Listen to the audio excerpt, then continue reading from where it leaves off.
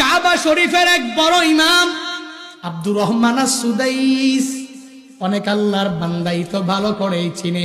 কোরআন তিলাওয়াত শুনে শুনে, ভাঙ্গা কণ্ঠের এই কোরআন তিলাওয়াত শুনে শুনে চোখের পানি ফালায়।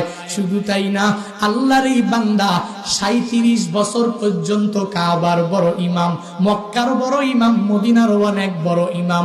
সৌদি আরবে যেই পরিমাণ দাম, যেই পরিমাণ সম্মান, কাবার ইমাম যার তিলাওয়াত শুনে শুনে ওই মুক্তাদিরাও কান্না করে, ইমামেরাও কান্না করে।